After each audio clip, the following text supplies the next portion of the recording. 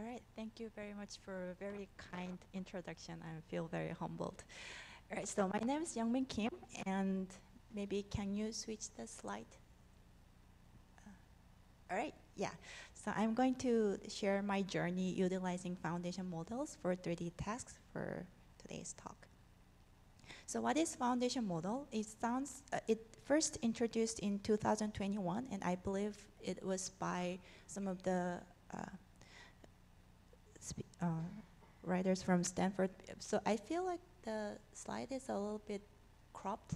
Maybe it's fine. Can you maybe change the resolution a little bit, or? I think it doesn't really matter, so I'll just go on. Okay, so the foundation model is basically a base model trained on large-scale data in a self-supervised or semi-supervised manner, and it can be adapted for several other downstream tasks. So we train a model, instead of training a model for a specific task, we are training a more general model with large scale data and applying various techniques. So in the original paper which introduced foundation model, those are popular tasks during that time, like object recognition or question and answering, but now we are also observing very interesting performance in generative model, which means it can really get the distribution of the data it is trained on. And when you take a look at a list of foundation models or popular frontier models, and they are really require a lot of data to train, and it has been introduced in data-rich domain, mainly text and images. And when we talk about multimodal models as well, even though multimodal means like all different variety of modality of data, they have a strongest outcome based on text and visual input. So we need lots of data, and otherwise we need additional prior or feedback to overcome it. So with that, I'm gonna directly dive into first topic of the line of works that I want to talk about today. So basically, I'm gonna focus on 3D geometry in conjunction with 2D foundation models for today's talk. And for first half of the talk, I'd like to share how we could use those to enrich the 3D content creation and semantics, using the semantics obtained from foundation models. So first work, it was published in CVPR 2023, and with this speed of advancing the field, it feels already old, but I think it's still interesting. So this work is called Text to Scene, and it's using a text-driven indoor scene stylization with part OL details. So what I want to achieve is what you see on the right-hand side. So even though the resolution of image doesn't seem to be right, but we are showing that we can have a detailed texture on top of the large-scale scenes like this. And the notion of 3D stylization was not new at that time. So there was some stylization effort, and this is a work published in 2022. So when you say stylization, people did the image stylization, or if you do a scene stylization, you use image input to get the idea of the artistic style and try to stylize the more like a holistic way. But even though the result is impressive, it's like the goal is different from ours. So they treat the entire scene holistically, and most of all, it's like a non-photorealistic visualization. So we want more realistic texture on 3D mesh. And this work was also inspired by the work in CVPR 2022. It's called a text to mesh, and they used the clip embedding to get semantics and get a projection of those 3D rendering such that it looks like a plausible way when you analyze it. So the idea is neat because they overcome lack of 3D data by using image data to supervise the projection of 3D mesh. But even though they have some notion of parts by trying to do the semantics, we noticed that they kind of create artifacts when you try to apply similar technique in more structured 3D model, like a bat, like man-made objects. They don't really have a clear boundary between the parts as we would expect. And also, this is very computationally expensive. You are creating multi-view rendering of a single object, and you have to handle individual objects in isolation instead of trying to get a harmonized texturing or stylization for entire scene. So we want to do 3D stylization of the scene such that we can create a large-scale virtual space. These are like a 3D contents that could be used in AR/VR world, but as I mentioned, there is lack of 3D data, and we are using this very irregular 3D data, and there is also requirement of large computational cost.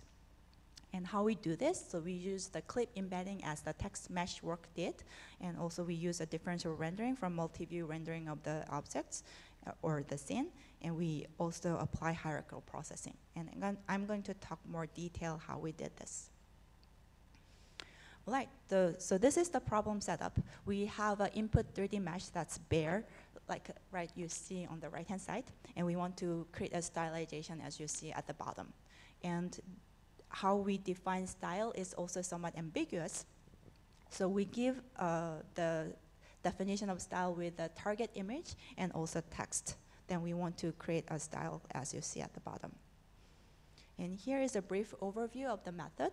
So given this input, we are doing this in 2 stages in hierarchical way. But we are handling structure separately. So there is a first step of structure stylization. So what do we mean by structure is like a floor or ceilings or wall. So we are using 2D foundation model to stylize this entire thing. And when we try to put texture on top of the entire scene, including the walls, they are using the 2D foundation model, and we noticed that they treat this walls, big wall, as a big canvas. So they draw scene on top of these walls. So we had to ignore those things.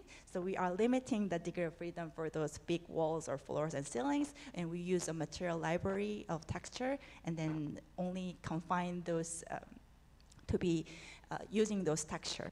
And except that, we are gonna use the 2-stage stylization called like a base color assignment followed by detailed stylization. And what do we mean by base color assignment is following. We first discover parts such that it has to be with a similar color or similar material. But we don't really have a large scale data with detailed 3D texture, so we don't have the data. And there are also many database models with part labels as well, but those parts are different from the parts that we are looking for. Those are like a functional parts, like a handle of the mug or like a seat of the chair, things like that, but it's not really saying how it should be textured. So we are discovering such part using the foundation model or clip model. After we discover the part that has to be colored with a similar material, then we have a limited degree of freedom for the entire scene. So we assign single color per part. That's the base color assignment, and that becomes now scalable for large scale scene. Then after that, we do detailed stylization for individual object, which becomes more computationally expensive. So this is part-wide discovery. So first we extract super segment. It's like a super pixel on the images. There's no deep learning involved in there. So we use geometric feature to get parts that are smooth or more like get a segment of the surfaces. Then we have an input text of a bed. So if you want to make a bed, which part has to be colored similarly? That's the problem that we are trying to solve without data. And basically, we assign single color per part and try to match the text embedding of bed with this rendered image. Then those has to be colored similarly. For example, here the headrest of the bed and the bed frame is colored similarly to make it look like a bed, and two pillows are colored similarly. Then we merge those at the same part that has to be materialized with a similar texture. And we iterate this process, and this process converts pretty quickly, and without like 1 or 2 iterations, then we discover the parts. Okay, so that was a part discovery.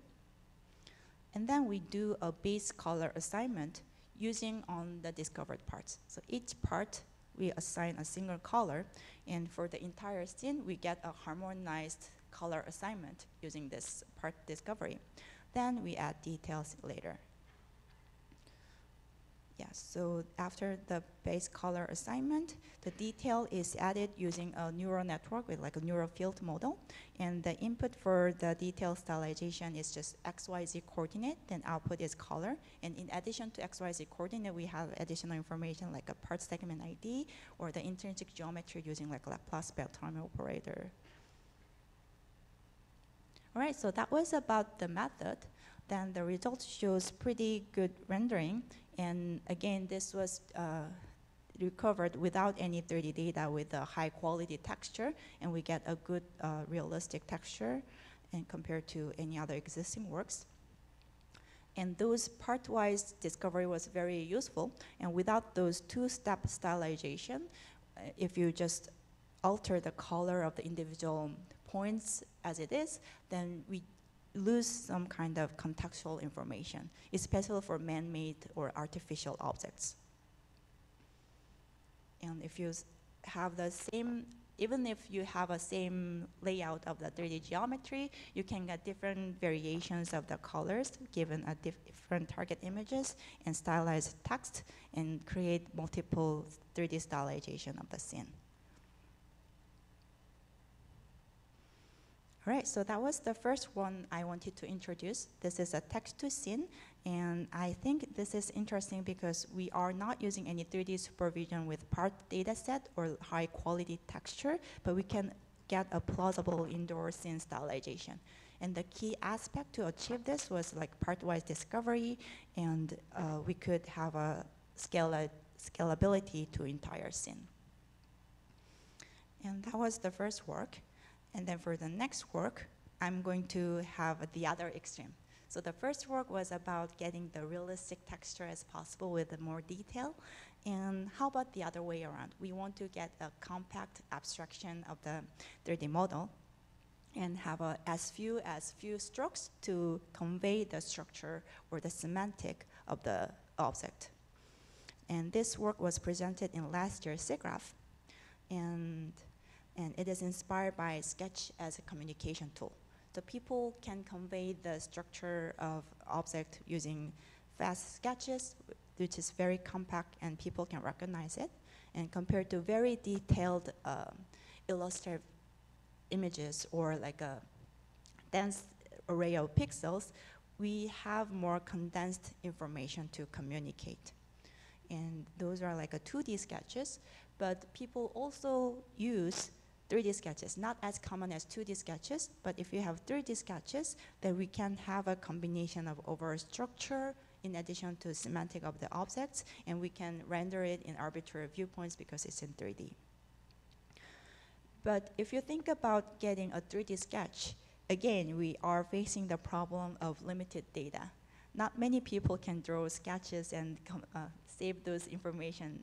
But if you allow a VR drawing from the experts, you can clearly see that it's not scalable. And also another way of getting 3D sketch would be extracting feature lines from 3D assets. There are many existing previous works which does that. But this is also very different from what we are aiming for. They're too photorealistic to be our abstract sketch. And there are also a bunch of work which does 3D sketches in deep learning or like a machine learning literature, but this one also has a limited size of data and not very scalable. So again, we are trying to achieve this goal without any data set of 3D sketches, and we are just using multi-view images and get a sketch like this. And how we do this is following. So the input is multi-view images, and we are getting a sketch representation of this structure. And for sketch representation, what is unique with our approach is that we are using view-independent sketch and view-dependent sketch. So what we mean by view-independent sketch is something like a structural line that can be embedded in 3D space. So it's like eyes and noses of the snowman, as you see over here. And there's also a concept of view-dependent sketch because things like boundaries of the snowman, the contour of the snowman changes as the viewpoint changes. So it doesn't have like an exact 3D location to get this contour, but the contour changes depending on the viewpoint.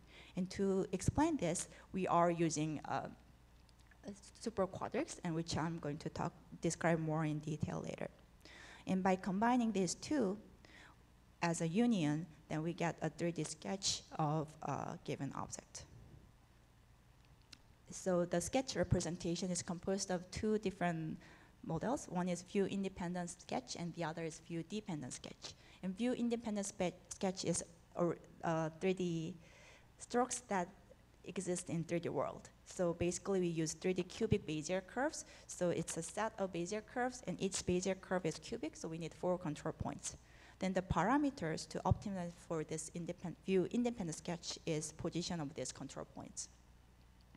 View-dependent sketch, we use super quadrics. So basically, it's enveloping the volume that the 3D model is using, and we use this. We use union of those to explain the volume of this density. We have this density defined with super quadric, and we have a union of this volume. Then the parameters to optimize becomes like a transformation of this super quadrics and the parameters of these super quadrics. So we parameterize those view-independent and view-dependent sketches. Then we can apply differentiable renderer and define a loss in the image and optimize those parameters. And how we do this differentiation? So for view-independent sketch, we are optimizing 3D cubic Bezier curve. Then we could also optimize 3D Bezier curve directly, but after this projection, we have this division, and this becomes a rational Bezier curve. So we did a little bit of approximation, and instead we are projecting those control points in 2D and use a cubic Bezier curve in 2D and use differentiable rasterizer. And for view-dependent sketch, there are a bunch of equations, but it's just an equation for super quadrics.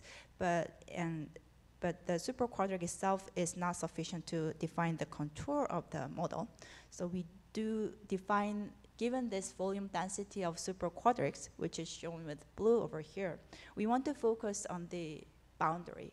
So we define surface volume density, which is shown as red, so you get a peaks on the boundaries. And if you draw this, that look like this, then we also want to get the occlusion boundary of them to extract the contour. That could be defined by comparing the viewpoints and the normal of this surface. And if it's perpendicular, then that's where the contour should exist. And the equation becomes something like this. Yeah, then we can render those contours given those parameters. All right, so that completes the cycle. So we have a definition of 3D primitives, which could be drawn as sketches for multi-view. And we can define a loss and compare it against a photorealistic image. And we can optimize those parameters to better match those images. But there is clear domain gap between the input image and the sketch that we are generating. So we are defining a loss function to handle those domain gap. The loss function is composed of two components. One is lpips, which compare the structure.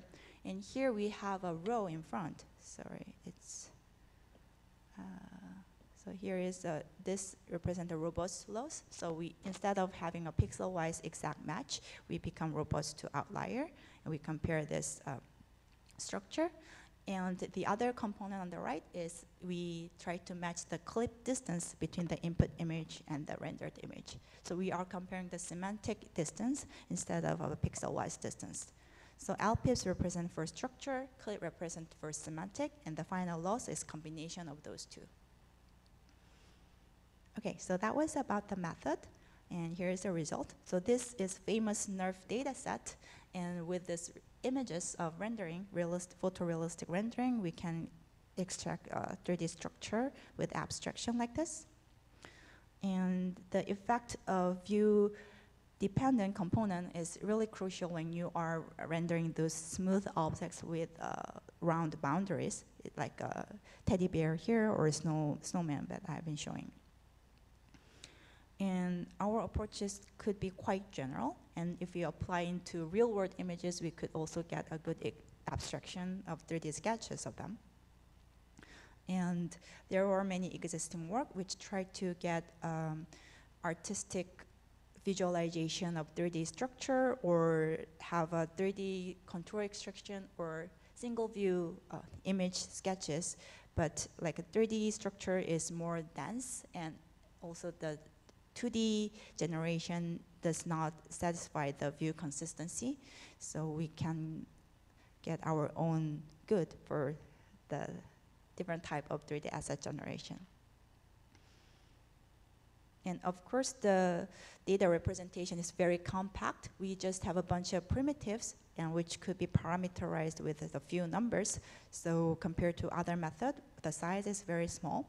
And it is very hard to quantitatively evaluate this work. But we did a user study and figured out it looks like a human sketches to human. And we have a view consistency, and people thought that it's effective and expressive.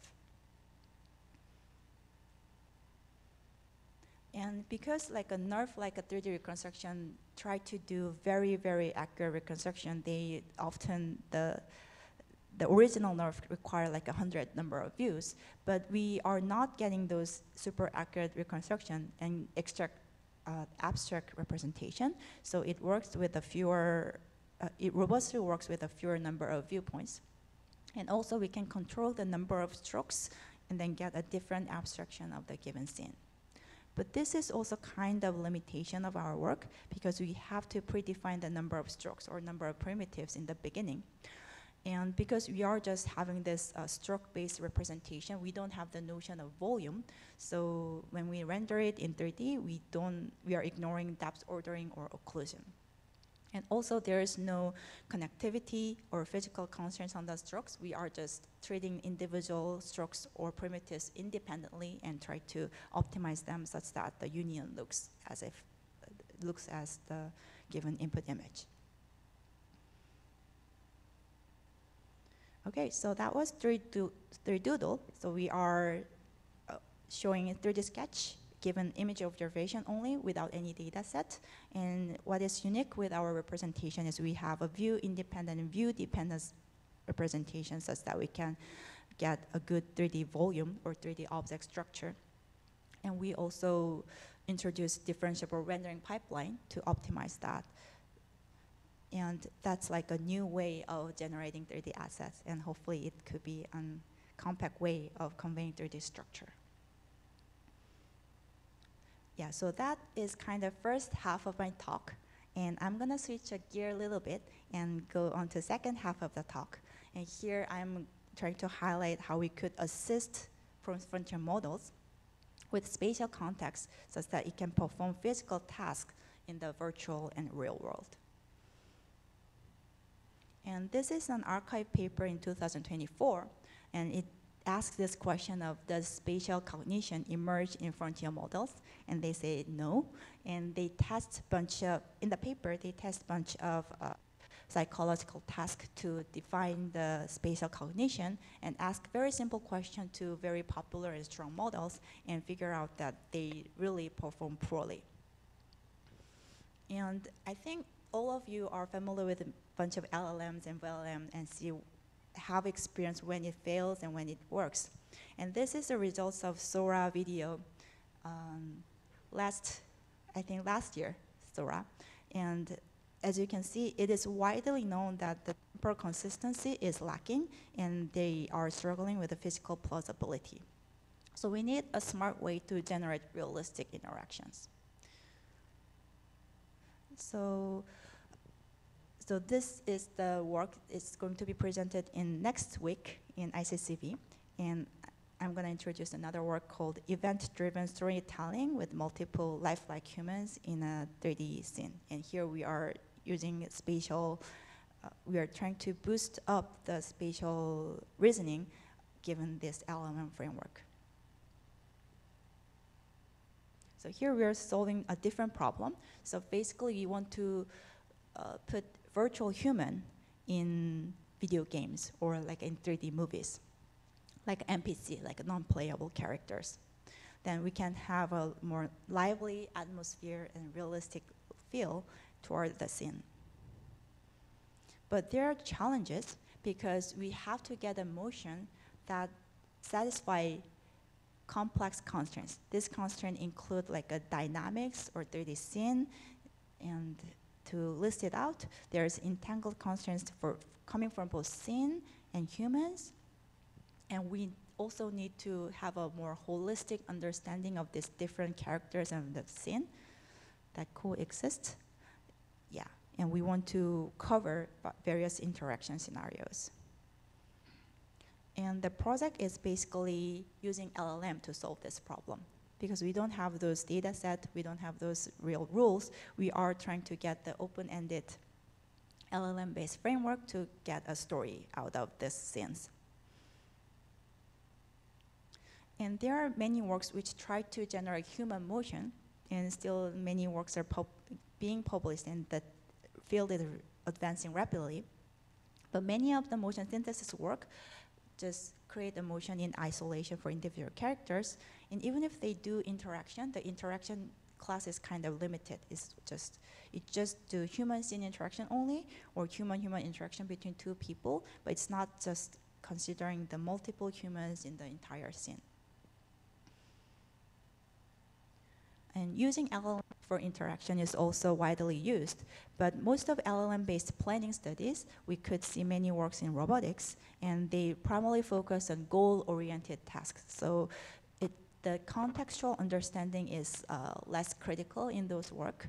And also there are many works which try to do multi-agent task planning, but we found that this is less explored and still preliminary. So with this goal in mind, let me first show you the results that we are getting. So here is the qualitative result. So the input storytelling is what the user is giving. So you have two characters greeting each other with a hug and have a conversation and chairs in the kitchen table. And yellow character enjoys the music, and green character is playing a video game. Things like this. And two more scenes. And here's an office scene. 3 characters, they work with a computer, and red and blue, they first discuss something and then go back to workspace in empty space. And third result, there are 2 characters, they greet each other, and then they have a meal together at the table in the dining area. And the 2 characters on the left-hand side, they are drinking, and there's another person who drinks alone at a standing table. So these are the results that we want to create. And let me show you how we actually do this. So our framework is composed of 2 modules, action planning module and motion synthesis module. Then we want to place the human character animation on a 3D scene. And we introduced a unique concept called event.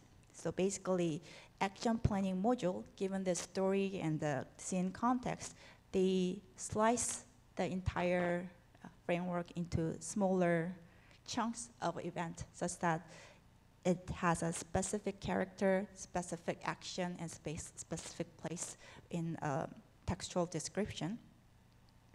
And those events are sent to motion synthesis module. So motion synthesis module can focus on localized motion generation, which the previous works can do. And for the individual event, we are making it more systematic such that we have a clear action label and the exact 3D coordinate, actually 2D coordinate placement of the individual characters.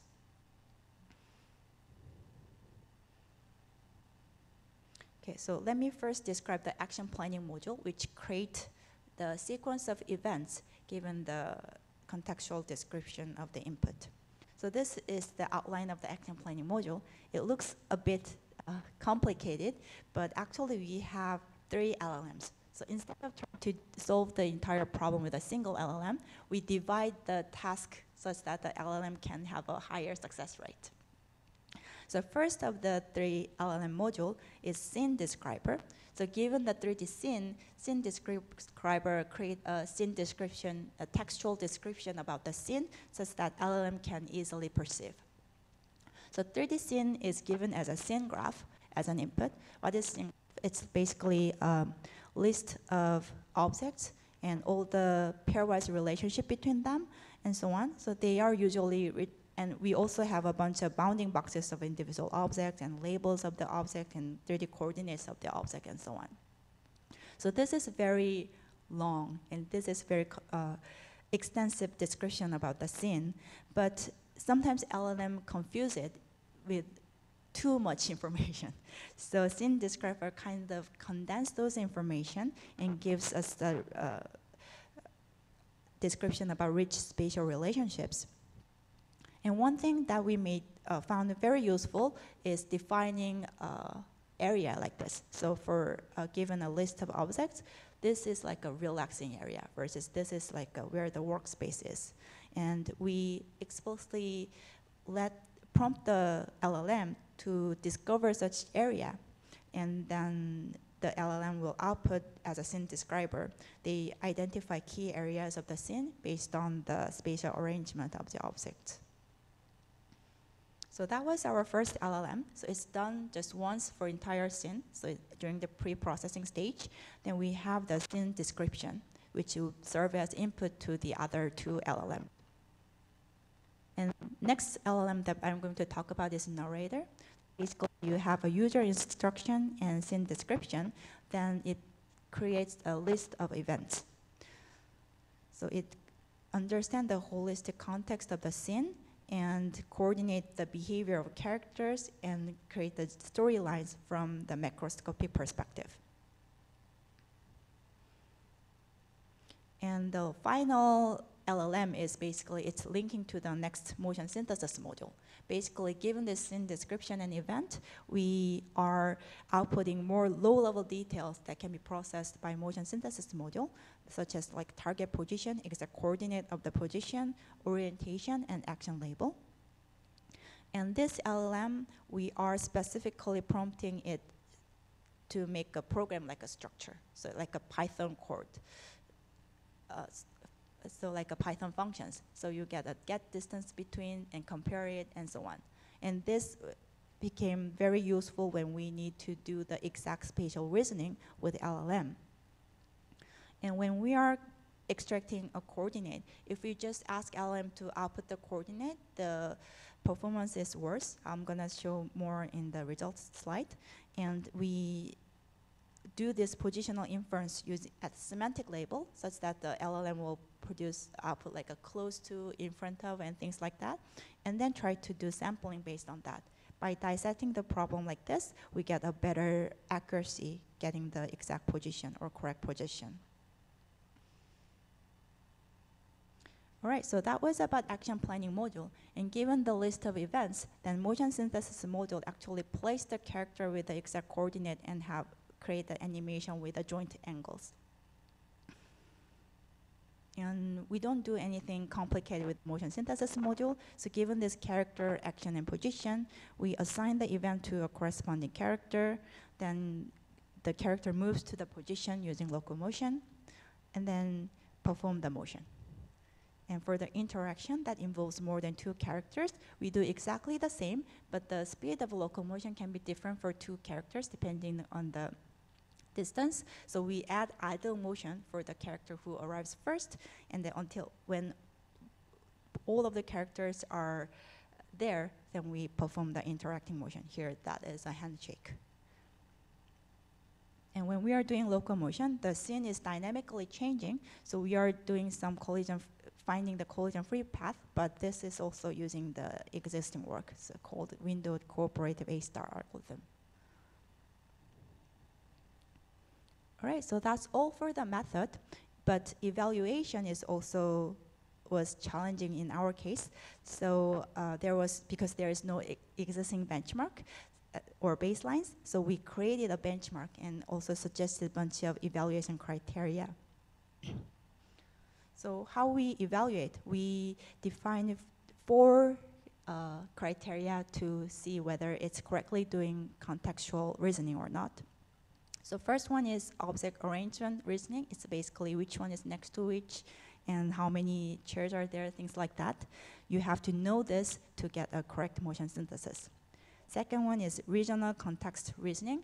That's things like what I described earlier, like whether it's like a relaxing area or study area, dining area, if the character or the LLM correctly understands such regional context. Scene state reasoning is important because you have multiple characters in there.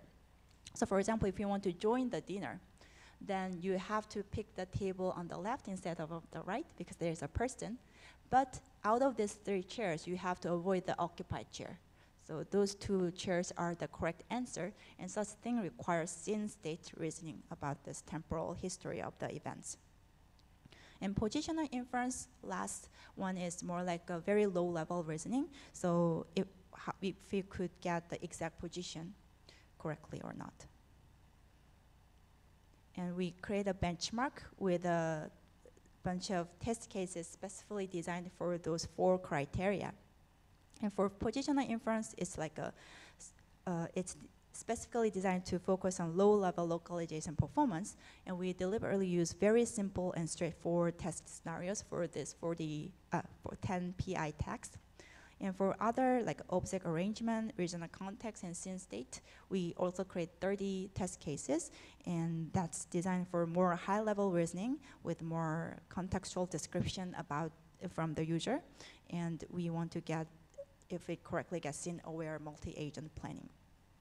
And out of those 30 cases, 15 cases involve 2 tags out of the 3 tags, so it increased the complexity. And here is the result for a low-level positional inference over here. So we compare the output location of the characters with a direct inference. By direct inference, it means that the LLM just is guided to output the exact coordinate, versus we have this, positional sampling and the dissected problems such that the LLM can get a better output. And you can see those Python-like prompting is very, very helpful, and the localization performance is really poor if you ask them to directly output the coordinate, but with our simple technique, we can get a better accuracy. And we are using a bunch of different LLMs here. So we have a GPT-4o, which was like the state of the art during that time. And there are also, all of the LLMs have a smaller version. So GPT-4o and GPT-4o mini. And for Llama, we have 70 billion model versus 8 billion model, and QN 72 billion model versus 7 billion models.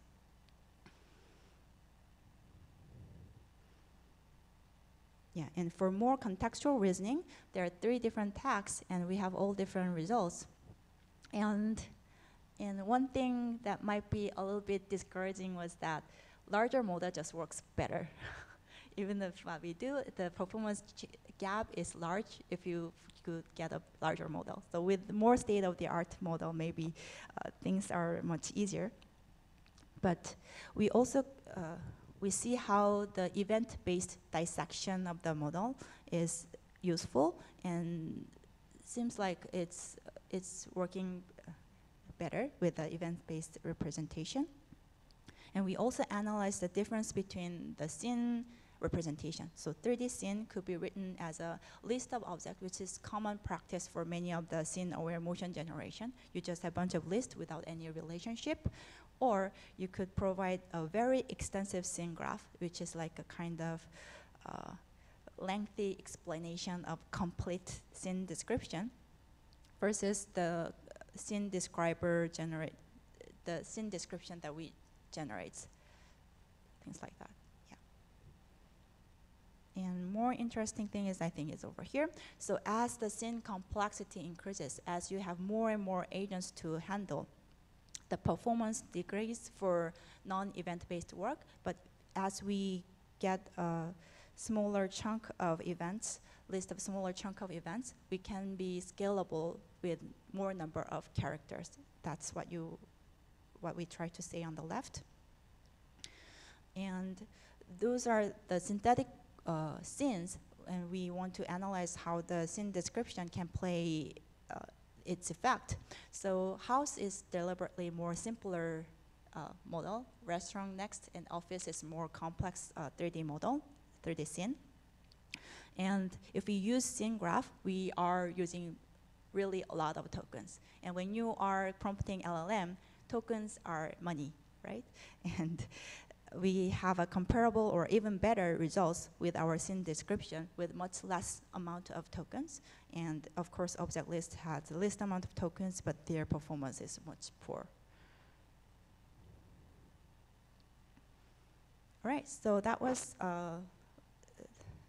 to conclude this part. So we propose LLM-powered event-driven storytelling framework, and we generate multiple lifelike virtual humans in 3D scene.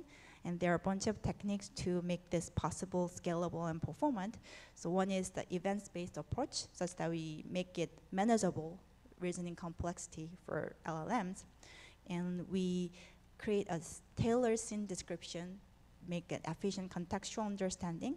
And we also, this area conditional position sampling was very, very effective for LLMs, and it complements the basic weakness that largely observed weakness of LLM.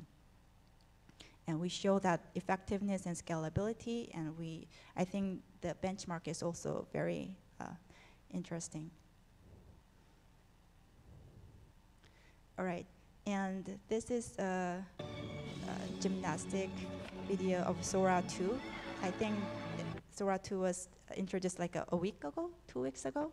And you know, there is clearly audio, and there is clearly better physical plausibility, and how much it did in less than 1 year is basically amazing. And you know, I'm being adventurous and talking about a very trendy topic, and many of the claims that I already made here are obsolete, and they can soon become obsolete, and yeah, so please bear with me about it. So there are things that's really advancing rapidly. Sorry. But I think there are also many things that might not have been solved yet. And one of the things, I think all of you have some idea what kind of thing is not really solved with those recent advances. But I think one of them is about physical interaction. And many people also agree with that. And especially when you think about the data that we are training on, the data is based on some predefined labels in many times. But sometimes it is very ambiguous to define a label for something. The labels are often like actions or object labels and textual description about it. But there are many nuanced or contextual information that is hard to represent with a fixed language or fixed format. But we need many of the data sets have labels and corresponding training data. So for example, one of the things that's hard to describe, I would say, is scene context. As I mentioned before, if you describe a scene, we use a scene graph. The relationship is often confined with a pairwise relationship. But what if you want to have a more hierarchical relationship, more than 2 objects and so on? And it's really hard to model them explicitly, and it's really hard to get a universal language that defines the context that we are seeing. So we suggest that instead of trying to get a correct, compact description about the context, we solve this problem by searching analogies or mapping from one scene to the other. And if you have a mapping from one scene to the other, in addition to mapping between individual objects, we have a mapping between empty space as well. And those empty spaces is basically where actual trajectory is happening or where interaction is happening. Then we can transfer trajectory of, for example, virtual characters, or we can transfer object placement from one space to the other. But if you think about getting a real description or textual description or relationship description to explain that, then it seems quite difficult. So that brings me to the last project that I wanted to share with you today. So it's called Learning 3D Scene Analogies, and it's also going to be presented next week in ICCV. So when you have these scenes, like they're sitcom, so they're designed to be in similar context. But if you want to get a mapping from non-object area, like a context from one space to the other, then analogical reasoning or like regional correspondence can become useful. And this is also described in a psychology textbook. So when people understand context, they are based on analogical reasoning. So basically you ignore irrelevant information and get the relational patterns from between two scenes. So we define the notion of 3D scene analogy. So basically we find the dense mapping between pairs of scenes and with a similar context. And how we actually do this, there could be multiple ways of doing this, but we suggest one way. So basically we extract sparse key points from two scenes and get a descriptor and try to match those descriptors with a smooth mapping. And how we define those key points, how we define those descriptors, there could be also multiple ways of doing this, but we suggest one way. So basically, we want to get a spatial context of individual points. So we get a neighborhood of radius r, and then get all the descriptors within the enclosed volume, and then summarize it, aggregate it as a single descriptor, like this. And we train those descriptors such that if you have a similar object in the same layout, they become a positive scene. And if you perturb the objects with the same object, this becomes the negative pair. Then use a contrastive learning to get the embedding for individual descriptors. And after we get the descriptor, we get a scene map, and we try to get a smooth mapping between them. So basically, we first find the coarse affine map from one scene to the other, and then have a little local displacement delta. Based on that, we get a coarse to fine mapping from one scene to the other. And the coarse function is basically the corresponding points needs to have a similar descriptor value. Then we can get a dense mapping, including the open space. And it is very hard to visualize those things, but yeah, we try to visualize by open space mapping and also near surface mapping like this. So we get the corresponding points in two different scenes. And what is also interesting is that we could apply similar technique to real world scene as well. And also it works pretty well for sim to real transfer to get the context between them. And as I mentioned, this can transfer like a long-term trajectory. For example, if you want to get a robot trajectory for higher level task, then we can do this trajectory transfer. We can also do a virtual co-presence of multiple people in two different areas, things like that. So, and we can rearrange everybody's space, including small objects that are not exactly the same, but try to get a similar context. All right, so that concludes the last project that I wanted to talk about. So we proposed a new task of 3D scene analogy here, and we defined a neural contextual scene maps. I didn't really use this term, but basically we want to get a dense mapping between two scenes with extracting descriptor and then do the scene map estimation. And it works pretty robustly for synthetic scene, real scene, and sim to real scenarios as well. Yeah, so I talked about way of potentially creating new types of 3D assets, and also how we could assist those foundation model or complement those model and get a better spatial reasoning or more contextual understanding based on what we know.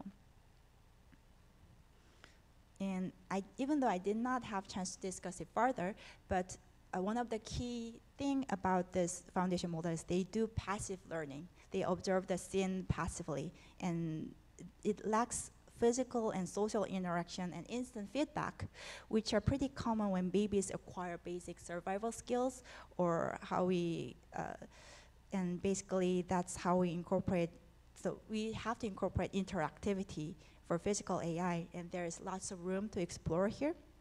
And I think the graphics community is very good with this 3D reasoning and interactive techniques, and so we can contribute further, and there are interesting avenues to continue.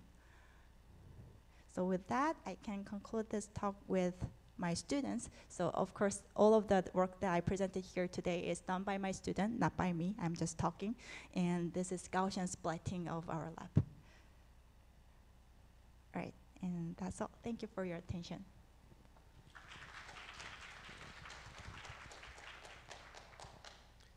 Okay, thanks a lot for this presentation, which I think nicely shows the spectrum of topics on which you're working. It's very exciting.